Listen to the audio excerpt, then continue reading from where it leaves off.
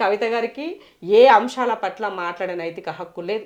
ఉమ్మడి ఆంధ్రప్రదేశ్లో 33% ఉంటే నా రాష్ట్రం వచ్చిన తర్వాత మీ అయ్య ఉద్యమ నాయకుడు అని చెప్పుకొని 22% తగ్గించినాడు ఏడవండుకున్నావు అని అడుగుతున్నా. ఎందుకు మాట్లాడలే ఇలా? ఆ రోజు లేదా నీకు నైతిక హక్కు? మాట్లాడే నైతిక హక్కు లేదా? ఎలా డెమోక్రటిక్ గా పనిచేసేటువంటి సీతక్క పైన పదే పదే పలుమార్లు కుట్రలు కుతంత్రాలు చేస్తున్నారు. ఆమెను ఏ విధంగా కార్నర్ చేయాలో ఇబ్బంది పెట్టాలని పని చేస్తున్నారు. నువ్వు ఆడబిడ్డవే కదా, చెప్పలేవా మీ అన్నకి, మీ నాయనకి చెప్పలేవా?